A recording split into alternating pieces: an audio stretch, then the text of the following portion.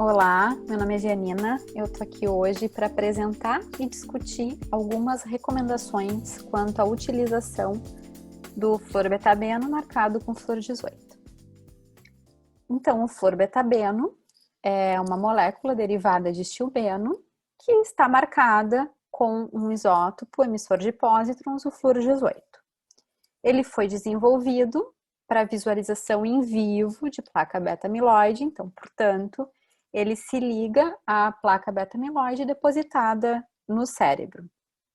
O fato dele ser marcado com flúor 18 e não carbono 11, como outros radiofármacos utilizados para visualização de beta-amiloide, permite que ele seja produzido de maneira centralizada e então distribuído a centros que não necessariamente precisam ter um ciclotron on-site. Então, é uma grande vantagem da utilização desse radiofármaco. Como ele se liga à placa beta-amiloide, o seu uso é indicado, então, para aquisição de imagens de tomografia por emissão de pósitrons, PET, do encéfalo, para estimar a densidade de placa beta-amiloide em pacientes adultos que apresentem comprometimento cognitivo e que estão sendo avaliados para a doença de Alzheimer e outras causas de declínio cognitivo.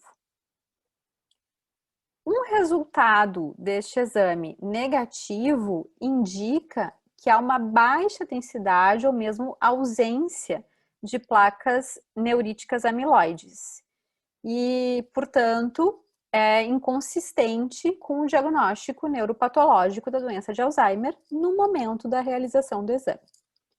Já um resultado positivo indica que há presença de moderada a frequente de placas neuríticas amiloide e que, portanto, a placa amiloide está presente, mas vale ressaltar que a placa amiloide está presente em pacientes com doença de Alzheimer, mas também pode estar presente em pacientes com outras doenças neurológicas ou mesmo em indivíduos idosos saudáveis e que tenham cognição normal.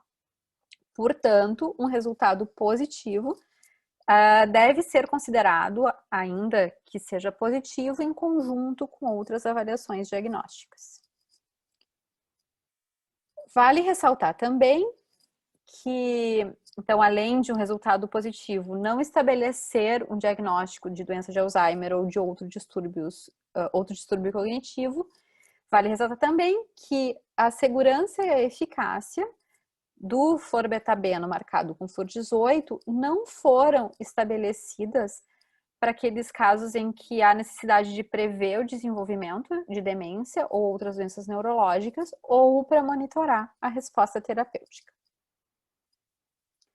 O florbetabeno, marcado com flúor 18, ele é uma solução límpida, é uma solução para injeção e está pronta para o uso. Ele é dispensado em frascos de 12 ml, que vão conter entre 50 a 5.000 megabecqueréis por ml, o que equivale a de 1,4 a 135 milicurie por ml. Como se trata de um radiofármaco e, portanto, é radioativo, ele é armazenado em uma blindagem e tem uma dose recomendada de 300 megabecquerel, o que equivale a aproximadamente 8 milicurie. E essa dose deve ser aplicada em até, no máximo, 10 ml. A dose máxima estabelecida é de 360 megabecqueréis e a dose mínima de 240. E a administração desse medicamento se dá por via intravenosa em bolos numa velocidade de 6 segundos por ml. Cuidados importantes devem ser tomados no manuseio do florbetabeno, que alguns deles, inclusive, são idênticos a de outros radiofármacos. Então, deve-se manter o manuseio asséptico durante todo o preparo e toda a injeção. Novamente, por ser radioativo, devem ser tomadas medidas de radioproteção. A solução não deve conter partículas, então deve ser inspecionada visualmente, para verificar se existem partículas, deve ser protegida da luz, nunca deve ser diluída, essa é uma orientação muito importante, deve ser armazenada em temperatura ambiente, dentro do recipiente original ou de uma blindagem equivalente. E para o transporte, então, se permite uma variação de temperatura entre 2 e 42 graus Celsius. Mas ela pode ser armazenada em temperatura ambiente.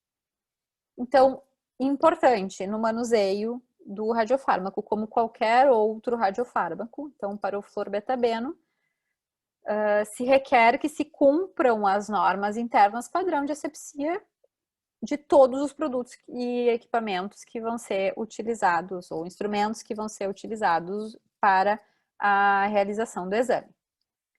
Como se trata de um material radioativo, sempre usar medidas de radioproteção para minimizar os riscos e sempre, então, manipular usando luvas impermeáveis e protetores de seringa. Manter sempre o florbetabeno protegido da luz, tá? Então, tem um sol, mas não é para expor, ele tá de óculos de sol, então sempre protegido da luz.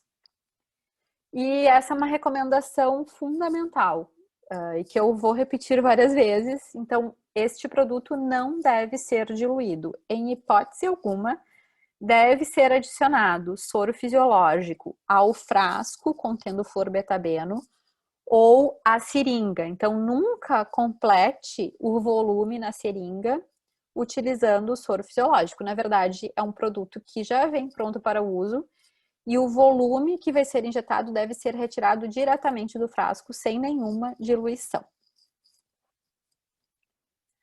E o que é importante no preparo do paciente? Então, por se tratar de um radiofármaco que vai marcar placa beta-amiloide, não é necessário jejum anterior à realização do exame. Se recomenda que, caso o paciente tenha exames anteriores, seja exames morfológicos, como uma ressonância, ou mesmo PETs anteriores, que ele traga para que o médico depois possa fazer uma correlação entre os achados e então o paciente deve trazer esses exames, mesmo que para analisar o estudo em si, ele seja analisado, a imagem do florbetabeno seja analisada individualmente. É importante sempre perguntar ao paciente, ou ao seu familiar, ou ao seu acompanhante, se ele consegue ficar deitado sem se movimentar. Então, esses são pacientes que podem ter um declínio cognitivo importante, podem ter demência e podem apresentar mais dificuldades em cooperar, em seguir uma instrução, em ficar parado do que o paciente da população em geral. Então, é importante conversar e determinar se o paciente realmente vai conseguir realizar o exame. É importante também saber se o paciente precisa de um acompanhante, né? E se recomenda que, caso ele precise, que ele realmente tenha ou um familiar ou um acompanhante com quem ele está habituado. Não é recomendada a retirada de medicamentos para a realização do exame. Então, embora não tenham sido feitos estudos de interação medicamentosa, não há hipótese fundamentada que infira que medicamentos usualmente utilizados para tratar comprometimento cognitivo ou demência, ou doença de Alzheimer, como donepezila, galantamina, memantina, não há indícios de que haja uma interação medicamentosa com eles e, portanto, todos devem ser mantidos. Entretanto, é importante, caso se perceba que haverá necessidade de sedar o paciente, porque ele não vai conseguir ficar imóvel ou por outro motivo, é importante ter uma informação e uma lista dos medicamentos que esse paciente faz uso, para discutir com o médico responsável, então, pela sedação ou anestesia. O radiofármaco também, vale lembrar, ele contém 33 miligramas de sódio. Então, é um ponto que talvez tenha que ser discutido em pacientes que estejam fazendo uma dieta de baixo ou muito baixo teor de sódio. Além disso, o florbetabeno contém em sua formulação 1,2 gramas de álcool por dose, o que equivale a aproximadamente 30 ml de cerveja ou 12,5 ml de vinho. Então, essa informação é importante em algumas populações especiais, como pacientes que sofram com alcoolismo ou epilepsia, ou mesmo doença hepática.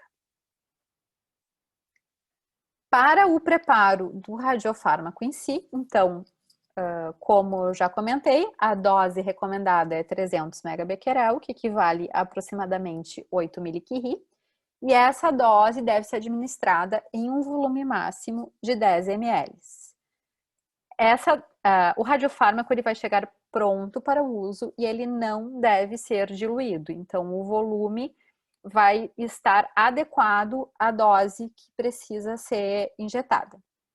Então, jamais diluir. Antes de injetar, se recomenda sempre inspecionar visualmente o medicamento para garantir que não haja a presença de partículas, uma vez que ele não deve ser utilizado se houver presença de precipitado ou se a solução estiver turva. Também fundamental sempre verificar e registrar a atividade no calibrador de dose, seja antes da injeção ou depois da injeção. Então, uma vez preparada a injeção, deve ser medido quanto que tem de dose antes de injetar. E essa verificação deve ser feita, então, imediatamente antes da injeção. Prepara a injeção, mede e administra o radiofármaco. A administração do florbetabeno é por via endovenosa e se recomenda a utilização de um vaso calibroso do braço. Além disso, é melhor fazer o uso de uma via de acesso intravenosa que seja curta, com aproximadamente 4 centímetros. Por quê? Porque vias de acesso mais longas dão mais espaço para o radiofármaco se depositar na parede dessa via. Então, quanto mais curta ela for, menos extensão se tem para perder parte da dose que vai ser injetada. Então, utilizar uma via de acesso curta, de aproximadamente 4 centímetros. Como é muito importante que não haja extravasamento dessa dose, a via pode ser testada antes da injeção com soro fisiológico. Então, pega a via, testa com soro fisiológico, e uma vez que se verifica se está havendo extravasamento, se tudo estiver bem, tudo estiver ok, então é feita a injeção do florbetabeno. E essa injeção deve ser lenta e em bolos, então 6 segundos por ml, se tiver 10 ml de solução, em aproximadamente 1 minuto será feita a injeção. Após a injeção, também é importante fazer um flush com aproximadamente 10 ml de soro fisiológico para garantir a entrega total do radiofármaco. E sempre verificar se houve extravasamento. O produto que não for utilizado e os equipamentos que foram utilizados devem ser descartados de maneira segura em conformidade com o regulamento vigente. Durante os estudos clínicos do florbetabeno, não foram observadas reações adversas graves. E as reações adversas que foram observadas foram classificadas como leves a moderadas e tiveram duração muito breve. Então, as principais reações adversas que foram relatadas e que podem acontecer são principalmente relacionadas com a reação ao local da injeção, como então eritema, presença de eritema, irritação e dor no local da injeção.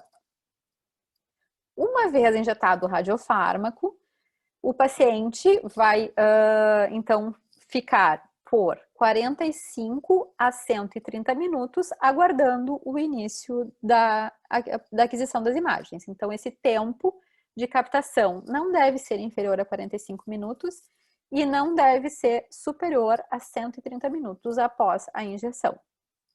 Também, sempre importante, registrar qual é o período de captação que foi utilizado e quanto tempo, então, que foi transcorrido desde a injeção até o início da aquisição das imagens. E importante também orientar o paciente antes de posicioná-lo para adquirir, a esvaziar a bexiga, simplesmente para dar mais conforto para o paciente durante o procedimento. Para a aquisição das imagens, o paciente deve ser posicionado em decúbito dorsal, com o encéfalo no centro do campo de visão. Então, o encéfalo todo deve estar no campo de visão, então isso inclui o cerebelo. Se possível, é recomendado evitar fazer uma extensão ou uma flexão excessiva do pescoço do paciente.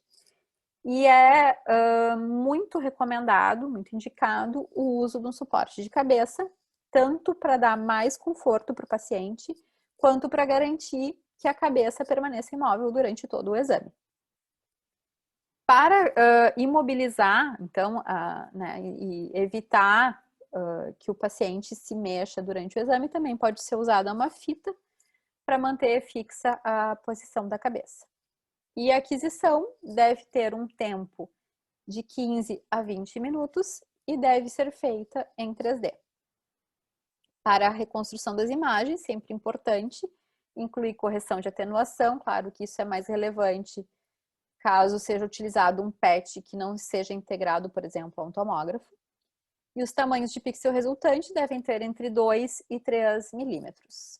Lembrando que as imagens devem ser interpretadas somente por profissionais treinados. É importante para a aquisição ou a realização de exames utilizando o florbetabeno, é importante lembrar que os pacientes que vão fazer esse exame são pacientes que apresentam declínio cognitivo, muitas vezes bem importante. E então são pacientes que podem ter dificuldade de entender ou de cooperar mais do que a população em geral.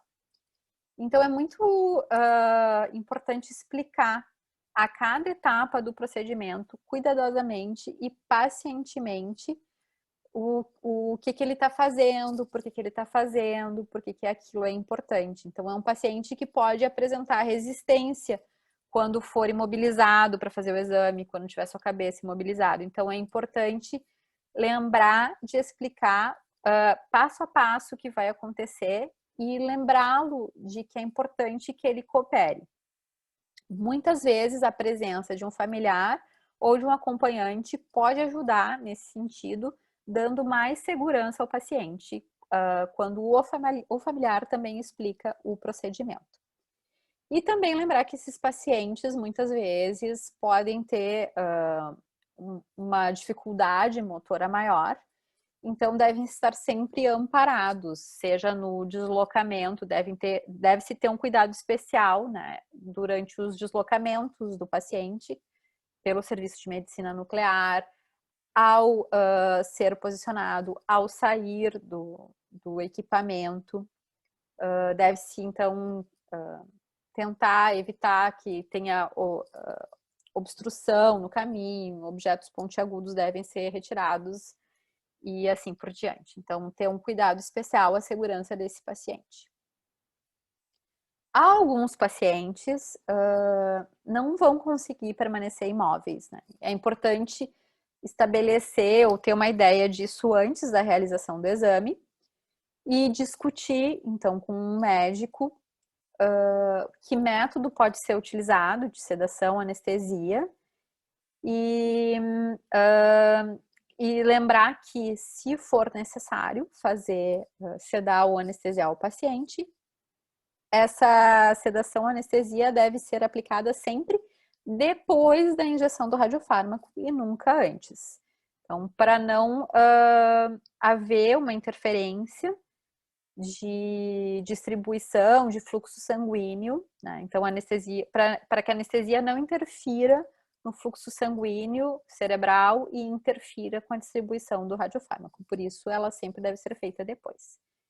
E também, caso o paciente necessite desse procedimento, ele deve receber uma monitoração especial, seja durante o procedimento, seja após. Também é importante relatar qualquer dificuldade que possa ter acontecido durante a injeção, em especial se houve extravasamento. E se eventualmente uma imagem apresentar muito ruído ou excepcionalmente estiver com contagens muito baixas, se recomenda obter uma imagem do local de injeção para excluir que esse problema não seja causado por uma injeção em que o radiofármaco tenha extravasado. Gestantes e lactantes raramente vão buscar um exame de beta-amiloide, justamente porque a população que apresenta declínio cognitivo, que vai fazer um exame de flor-beta-B no PET, geralmente é mais idosa e raramente, então, vai ser de gestantes ou lactantes. Ainda assim, é procedimento padrão e deve ser feito, né? Deve-se constatar ou se perguntar se a mulher é gestante. E por se tratar de um radiofármaco, produto radioativo, não está recomendado seu uso para gestantes, a não ser que haja um benefício clínico claro. Para lactantes que porventura venham a fazer o teste, deve-se interromper a lactação por 24 horas, deve-se interromper a amamentação por 24 horas após a administração do radiofármaco. E o uso pediátrico do florbetabeno não está indicado. Não foram realizados até o momento estudos de interação medicamentosa, mas como eu já falei anteriormente, os modelos não indicam que deve haver qualquer interação com os medicamentos usualmente utilizados por esses pacientes.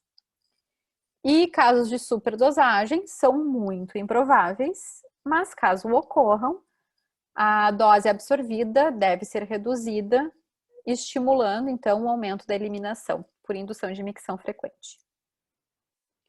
A maior parte do florbetabeno marcado com flor 18 é eliminada, a maior parte é eliminada por via hepatobiliar e a meia-vida biológica é de aproximadamente 1 hora. Sempre se considera, então, que devem ser feitos todos os procedimentos para que a exposição à radiação seja a mínima possível. E se estima que a dose eficaz resultante da administração de 8 mCi, 300 mEq/becquerel de florbetabeno é de aproximadamente 5,8 milisievert. Como a tomografia do crânio acrescenta um pouco de dose, para o PET-CT, a dose eficaz, então, está estimada em 8 milisievert. E sempre se deve instruir o paciente a se hidratar e esvaziar a bexiga após o exame para justamente diminuir a exposição à radiação. Então, qual é a mensagem principal e o que eu gostaria que ficasse mais claro? Claro que tudo é importante, mas principalmente na injeção, a dose é de 8 mCi, ou 300 MB/Bq, em um volume máximo de 10 ml. Sob hipótese alguma, deve haver diluição, então não deve ser acrescentado soro fisiológico ao frasco ou à seringa contendo o florbetabeno. Após a injeção, pode ser feito um flush com soro, deve ser feito um flush com soro fisiológico para garantir a entrega total do radiofármaco. O tempo de captação é de 45 a 130 minutos, então, após a injeção, transcorridos de 45 a 130 minutos, o paciente deve ser posicionado com o encéfalo no centro do campo de visão e deve ser adquirida em 3D. As imagens devem ser adquiridas em 3D durante 15 a 20 minutos. E sempre lembrando que esses pacientes são pacientes que precisam de uma atenção e um cuidado especial justamente por poderem apresentar algumas limitações devido ao distúrbio cognitivo ou declínio cognitivo que eles apresentam. Para quem quiser buscar mais informações sobre o florbetabeno, mais informações podem ser encontradas na bula do medicamento ou também neste link que eu deixo aqui. Tchau, tchau!